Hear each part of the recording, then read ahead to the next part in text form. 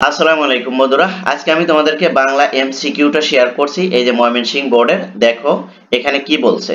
এক নম্বরে কোশ্চেনে কি বলছে, এক নম্বরে বলছে প্রতিদান কবিতার কবি কিসে ভরা বিষে ভরা কি বানের পরিবর্তে কি দিয়েছেন, কি দিয়েছেন বুক ভরা গান। এই প্রতিদান কবিতাটা একটু ভালো করে দেখবে, এখান থেকে কিন্তু প্রত্যেকটা বছরই কিন্তু কোশ্চেন কিন্তু সেট পড়ে।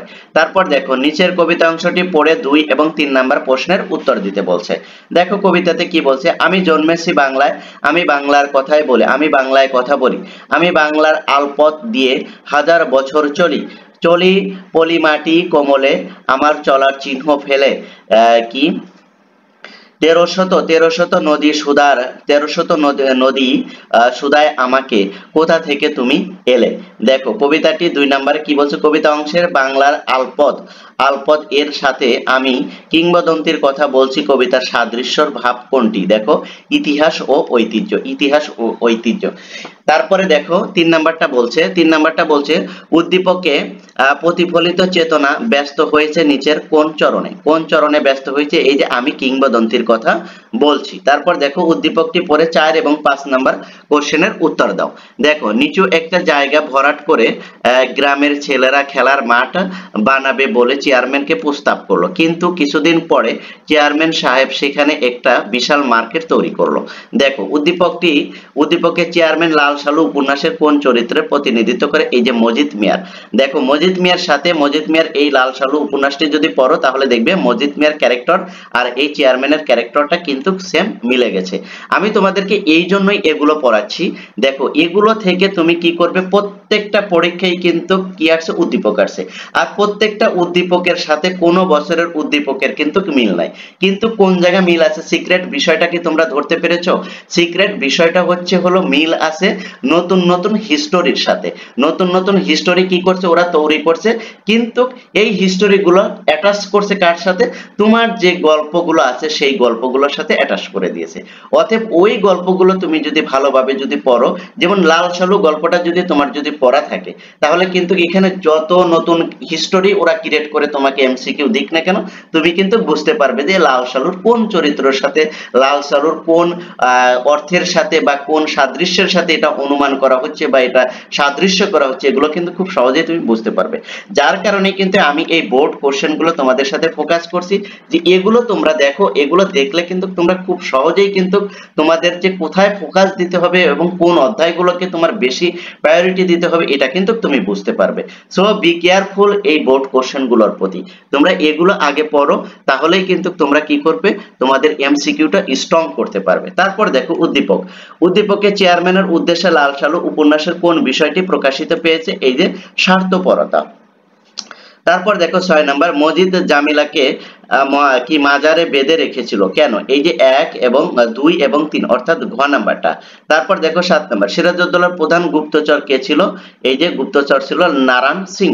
তারপর দেখো উদ্দীপকটি পরে 8 এবং 9 নাম্বার কোশ্চেনের উত্তর দিতে বলছে। এক রাতে একদল অচেনা লোক রাহাত সাহেবের বাড়িতে আশ্রয় চায়। রাহাত সাহেব পরবশ হয়ে তাদের থাকা খাওয়ার ব্যবস্থা করেন, কিন্তু মধ্যরাতে সেই অচেনা লোকেরা বাড়ির সবাইকে জিম্মি করে টাকা পয়সা ও মূল্যবান জিনিসপত্র নিয়ে পালিয়ে যায়। দেখো উদ্দীপকটি কোন গল্পের সাথে মিল আছে, এই যে সিরাজউদ্দৌলা নাটকের কাদের দৃশ্যের সাথে মিল আছে, এই যে ইংরেজদের সাথে। দেখো এটা একদম একবারে মিলে যায়। আমি বলছি যে তুমি গল্পটা পড়া থাকবে এবং ওরা নতুন নতুন হিস্টোরি ক্রিয়েট করবে, আর এই হিস্টোরির সাথেই তোমাকে বলবে কার সাথে সাদৃশ্য আছে, কোন চরিত্রের সাথে সাদৃশ্য আছে, এটা এই এর দ্বারা এই গল্পের সাথে কি সাদৃশ্য আছে। এই কোশ্চেন গুলোই ওরা ঘুরে ফিরে করছে, শুধু নতুন নতুন হিস্টোরি ক্রিয়েট করছে। ওকে, দেখো এই যে ইংরেজদের সাথে, অর্থাৎ কি সিরাজউদ্দৌলা প্রথমে ইংরেজদেরকে আদর করেছে এবং তাদেরকে বিভিন্ন জায়গায় ব্যবসা বাণিজ্য করার জন্য সুযোগ সুবিধা দিয়েছে, আর তারাই কি করেছে, একটা সময় তার বাড়িতে থেকে তার কাছে থেকেই সবকিছু লুটে পুটে নিয়ে চলে যায় এবং ক্ষমতাটাও তাদের কাছেই হারাতে হয়। দেখো সিরাজউদ্দৌলা নাটকে এরূপ সাদৃশ্য পরিলক্ষিত হয় কিসে, এই যে দেখো 1 2 3 সব কটাতে, রাইট। তারপর দেখো 10 নাম্বারটা দেখো, তবে চলুন আপনাদের গাড়ি বলিয়া দেই, আমি কি করি গাড়ি বলে। উক্তিটি প্রকাশ পেয়েছে সোমনাথ বাবুর কোনটি, এই যে প্রত্যাখ্যান।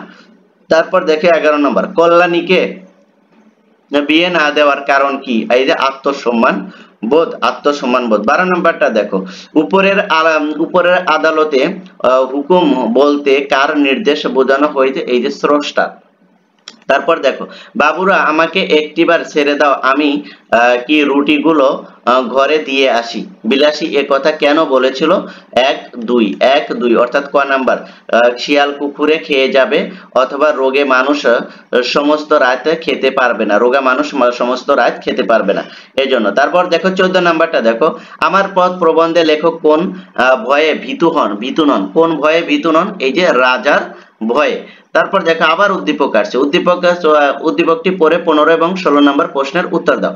কারণে অকারণে বউকে প্রহর করা তাহাদের অভ্যাস, নির্যাতন সইতে না পেরে তার বউ অবশেষে আত্মহত্যা করে, তাহারে পুনরায়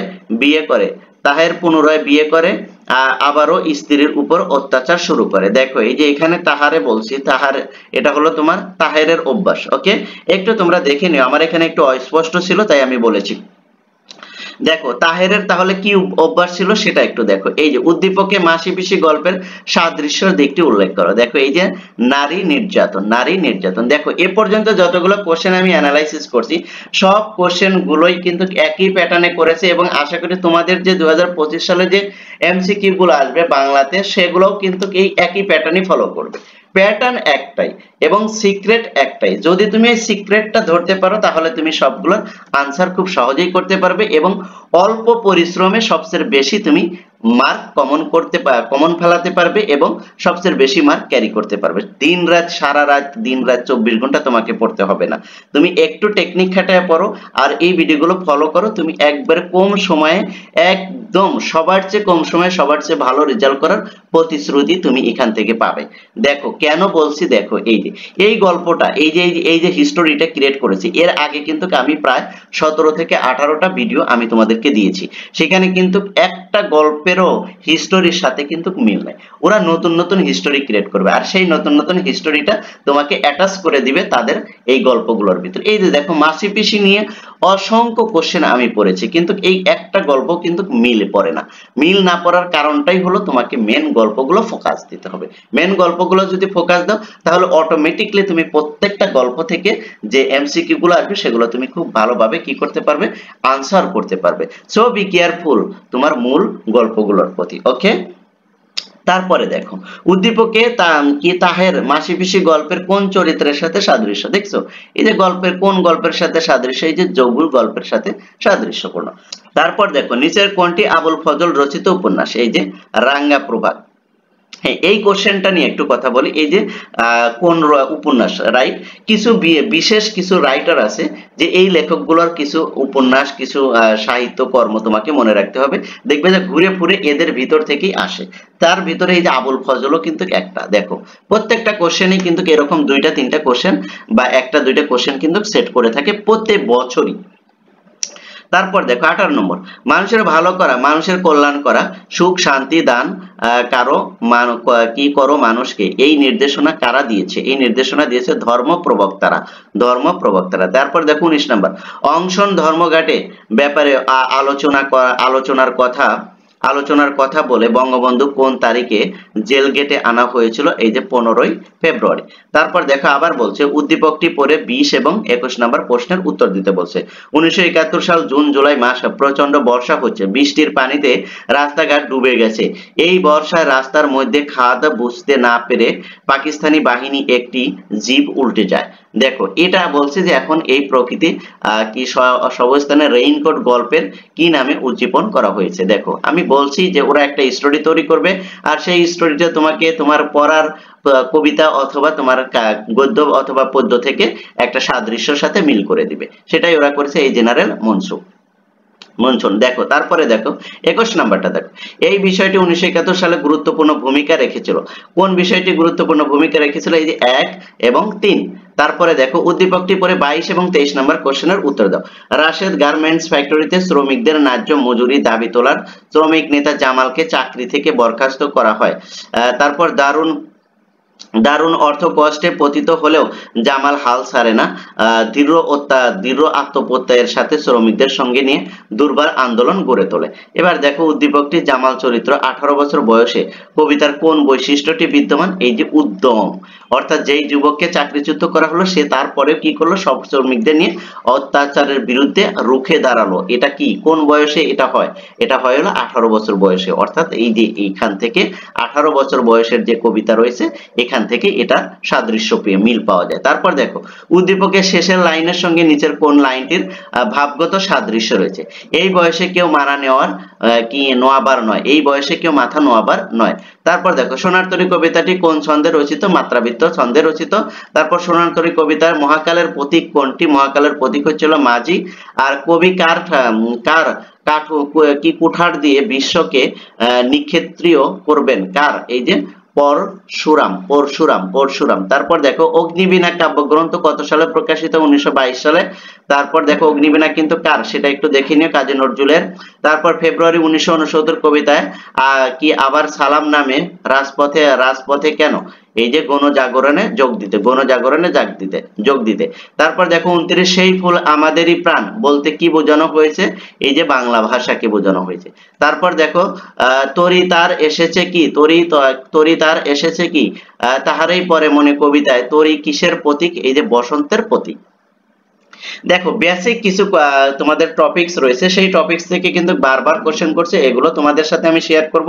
এই যে এই বোর্ড কোশ্চেন গুলো শেষ হলেই আমি তোমাদের প্রত্যেকটা বোর্ড কোশ্চেন অ্যানালাইসিস করে সুপার শর্ট সাজেশন প্রোভাইড করব। আশা করি তোমরা সেই অবধি পর্যন্ত থাকবে, আর আমি কিন্তু তোমাদের পরীক্ষার শেষ অবধি পর্যন্ত আসি, সেজন্য তোমরা এই চ্যানেলটি সাবস্ক্রাইব করবে এবং লাইক করবে, আর এই ভিডিওগুলো তোমাদের ফ্রেন্ড সার্কেলের ভিতরে শেয়ার করে দিয়ে তাদেরকে দেখার সুযোগ করে দেবে। Thank you so much. আল্লাহ হাফেজ।